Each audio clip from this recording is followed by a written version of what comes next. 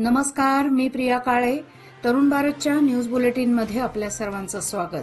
आता पाहूया ठळक घडामोडी. खानापूर जांबोटी मार्गावर नियंत्रण सुटलेल्या भरधाव कारने नाल्यावरील संरक्षक कठड्याला जबरदस्त धडक दिल्यामुळे घडलेल्या भीषण अपघातात 2 जण जागीच ठार तर 1 जण गंभीर व अन्य 1 किरकोळ जखमी झाला आहे. खानापूर जांबोटी मार्गावरील शनैया गार्डन नजीक मध्यरात्री 1 वाजण्याच्या सुमारास ही घटना घडली आहे. अपघातात मच्छे येथील शंकर उर्फ मिथुन मोहन गोमनाचे वय वर्षे 25 व आशिष मोहन पाटील वय वर्षे 26 मूळ गाव हत्तरवाड खानापूर सध्या राहणार मच्छे बेळगाव हे दोघे जागीच ठार झाले.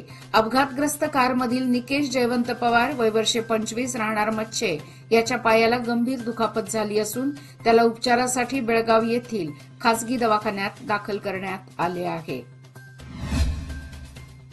परिवहन मंडळाच्या महिला बस वाहकाला मारहाण करण्यात आली आहे. सौंदत्ती तालुक्यातील हिडनाळजवळ ही घटना घडली असून सौंदत्ती पोलीस स्थानकात या घटनेची नोंद झाली आहे.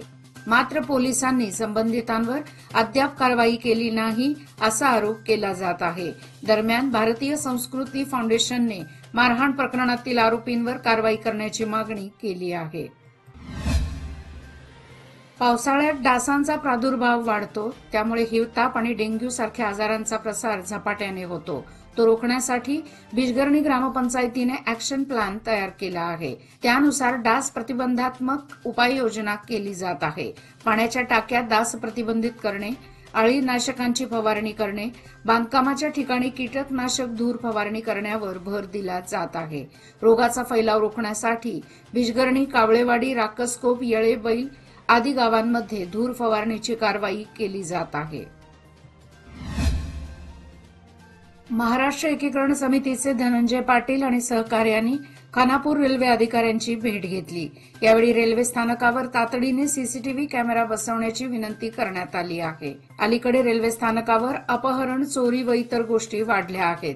या पार्श्वभूमीवर रेल्वे स्थानकावर तातडीने सीसीटीव्ही बसवण्याची गरज आहे. याची गांभीर्याने दखल घ्यावी अशी मागणी करण्यात आली आहे.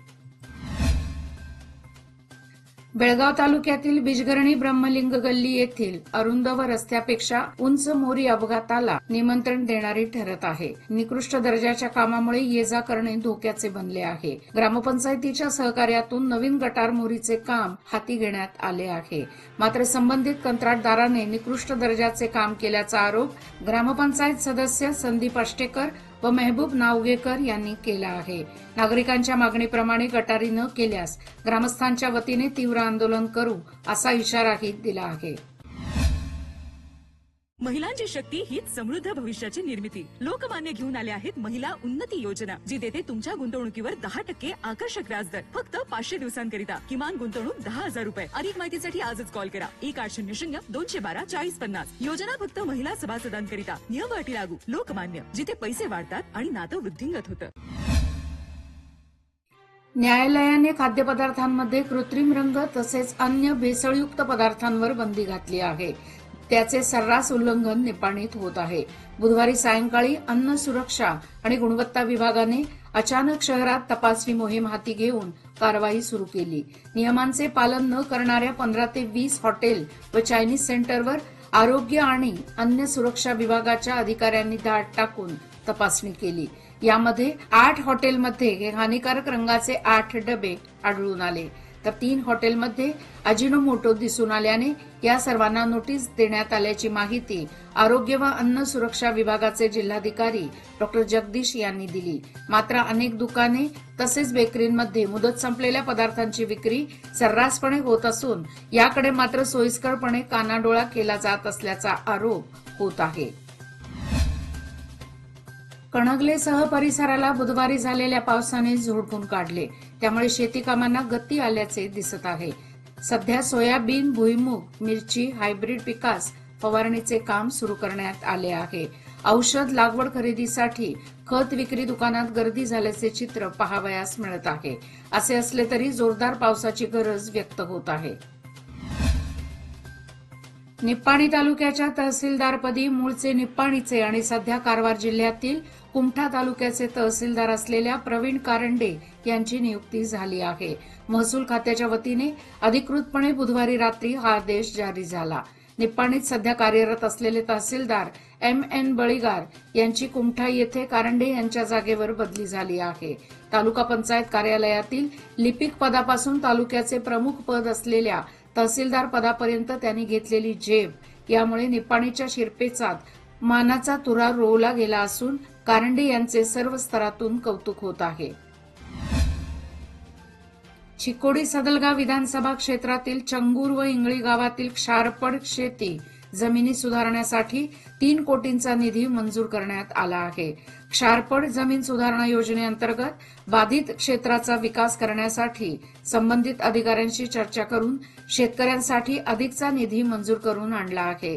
या योजनेचा 769 शेतकऱ्यांना लाभ होणार असल्याची माहिती विधान परिषद सदस्य व कर्नाटक सरकारचे दिल्ली प्रतिनिधी प्रकाश हुक्केरी यांनी दिली. बेळगाव हंगामानुसार उपलब्ध होणाऱ्या भाजीपाल्याची चव चाखण्याची मजा काही औरच असते. सध्या पावसाला सुरुवात झाली असून बाजारपेठेत अळंबीची आवक मोठ्या प्रमाणात वाढली आहे. वर्षातील 12ही महिने फार्मिंगच्या माध्यमातून उत्पादन केलेली अळंबी म्हणजेच बटन मशरूम उपलब्ध असते. मात्र या हंगामात येणाऱ्या पारंपरिक अळंबीचा आस्वाद घेणे हे कित्येकाच्या पसंतीचे असते. सध्या अळंबी खरेदीसाठी बाजारपेठेत खवय्यांची गर्दी होत आहे. निसर्गाने आपल्याला विविध वनस्पती अन्न पदार्थाच्या स्वरूपात दिल्या आहेत. यापैकीच एक असणारी ही वनस्पती म्हणजे अळंबी. जगभरात अळंबीच्या विविध प्रजाती उपलब्ध आहेत.